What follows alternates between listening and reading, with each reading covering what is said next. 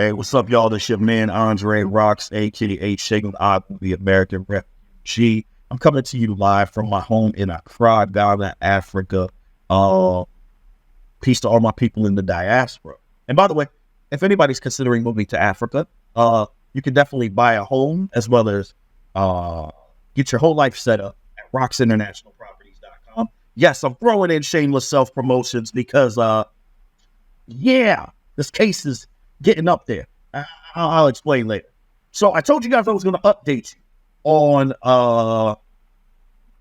this case as it proceeded. And I haven't given you any real updates in the last year and a half.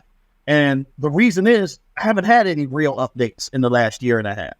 We have been waiting for the 11th Circuit Court of Appeals to rule on the Pasco County Sheriff's appeal for 16 months now.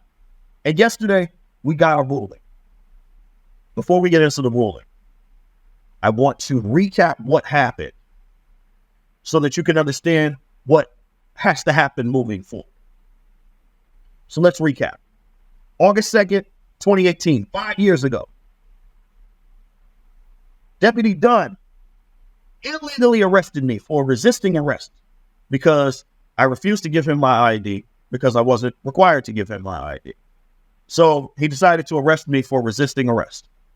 There was no underlying charge, so I was arrested for resisting arrest when I wasn't being arrested. That's illegal. They arrested me, kidnapped me, took me to the Pasco County Jail. Then I had to fight the case. I refused to plead out the case. I fought the case in front of Judge Joseph Public, and we won. The judge ruled that this was an illegal arrest, and it was a violation of my Fourth Amendment rights. So we filed, after I won the case in criminal court, I filed a 1983 Civil Rights Act, or a 1983 Civil Rights lawsuit against Deputy Dunn in his personal capacity. Yeah, I came after his personal money. And against the Pasco County Sheriff's Department and Sheriff Noco in their official capacity. Now, as soon as I did that, they filed a motion for qualified immunity.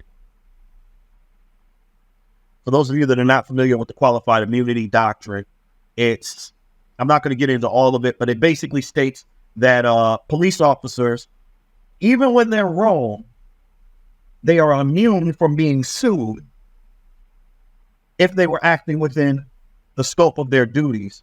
And basically, if they, quote unquote, made an honest mistake. Qualified immunity has been used to allow police officers to beat, maim, rape, kill, all kinds of craziness, and walk away free. It's a terrible, terrible law. But there are ways to breach qualified immunity. And one of the ways to breach qualified immunity is to argue that the police officers violated a clearly established right. We argued that the police officers violated my Fourth Amendment rights. Now, you can't get any more clearly established than the Constitution of the United States. And we proved it. So the federal district court agreed with us. And they said, no, you don't get qualified immunity because you violated his Fourth Amendment rights, which is a clearly established right. The case can move forward. He can sue you. Unfortunately, our court system is a little messed up.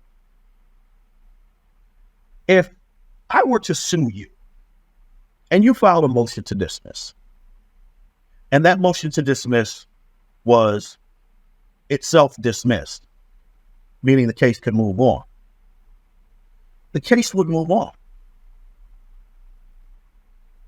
Now, after the case is settled or adjudicated, after there's a ruling on the case, you could then go to file an appeal. But you couldn't file an appeal just because you lost one motion. However, the federal court system grants police officers the right to file an appeal when they lose one motion and pause this case from proceeding. So that's exactly what they did. They put the case on pause, appealed that they believed that they should get qualified immunity. So now we had to go to Atlanta, to the 11th Circuit Court of Appeals, and argue again against their motion for qualified immunity. So that's what we did. 16 months ago, we argued in front of a 3-judge panel against their motion for qualified immunity.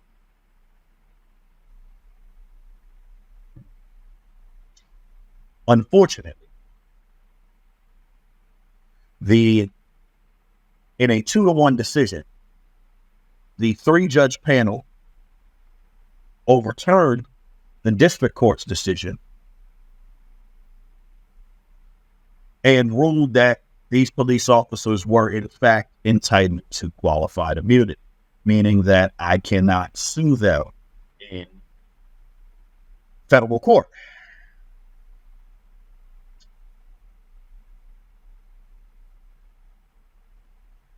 That was disappointing. However, big props to Judge Wilson, who wrote the dissenting opinion in my case, which was over 30 pages long, and it laid out a beautiful case. I mean, he basically laid out a case to take to the Supreme Court. And I encourage everybody to go and read that at the 11th Circuit Court of Appeals website. Marcus Johnson, that's Marquess, by the way. Marcus Johnson versus James Dunn et al. Check that out. It's a really good read if you're into reading legal stuff. Now, here's what happens next. When you have two cases that are decided significantly different, that are similar or identical cases, nobody knows what the law is. Because you have one court ruling this way, and you have another court ruling this way. You understand? If you look, there's a case out of the 9th District called Stufflebeam v. Harris. The case is nearly identical to mine.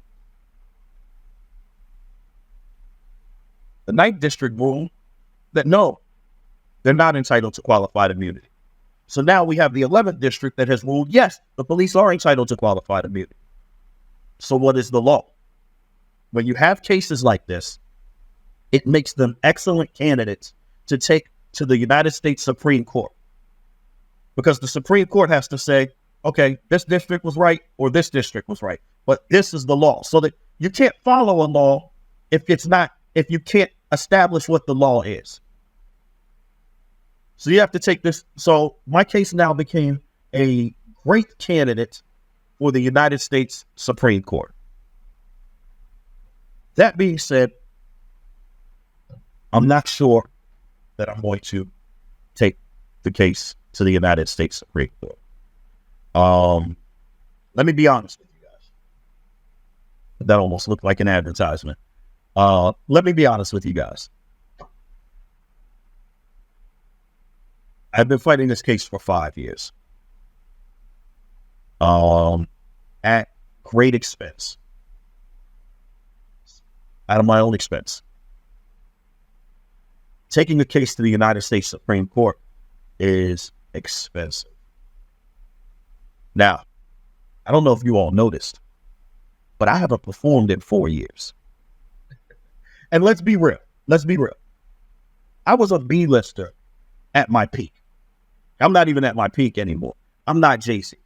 Okay? I ain't got Jay-Z kind of money. I got some money. I made some money in the music industry, but I ain't got that kind of money. This case going to the Supreme Court will take another 3 to 4 years and will cost hundreds of thousands of dollars.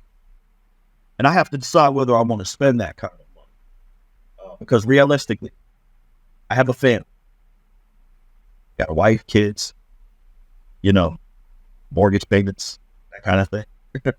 And I have to decide if that is in the best interest of my family. But I also have to weigh that against the reality that I have an opportunity that most people don't have. I can take this case to the Supreme Court and strike a significant blow, if not completely get qualified immunity overturned.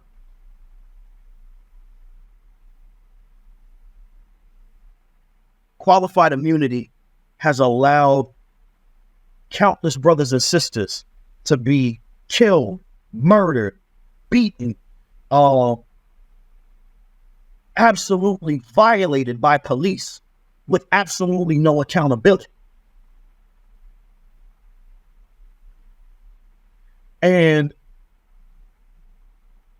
I'm not going to say that eliminating qualified immunity will stop the police from doing that. What I will say is that eliminating qualified immunity will at least give the victims and their families the ability to redress those situations in a court of law. And it may make police officers think twice about doing these kinds of things if they can be both criminally and civilly held accountable. So the weight on my shoulders is this. There is this is real life. There is a real expense to taking this to the Supreme Court.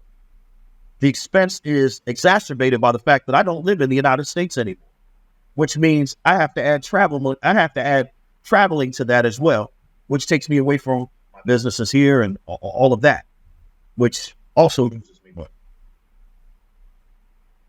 Versus the fact that I have the ability, and in all honesty, I feel I have the obligation to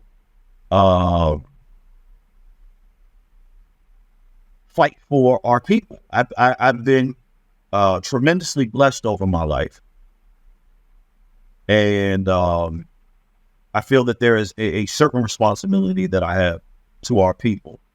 And I have to weigh that against the real expense and the real cost of the time and the money that it's going to take to fight this case, and whether my family can bear that.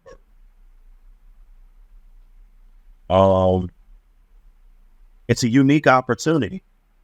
It is a unique opportunity that does not come very often. But I don't know if it's an opportunity that I can take. I'm just being realistic with you. My attorney assures me that we have a great chance of being heard by the Supreme Court. But he also has explained to me the expenses, and not quite sure I can bear that. Anybody want to hire me to do a show? Even better, a tour. Save the self-promotion. I'm sorry, guys. I'm joking here. But I have not made a decision. I'm just going to be completely honest with you guys. I have not made a decision yet. I have a few days to make the decision. The court case, the ruling just came yesterday. I only known about it for the last 12 hours. I only just finished reading the opinions maybe 2 hours before I did this video. So I'm debating all options. I'm considering all options at this point. Love to hear from you guys. Chime in. Tell me what you think. But let's be realistic. I'm a real person. I got bills just like you guys. At the same time, I've got an opportunity that doesn't come very often. And we can do a lot of good with this. So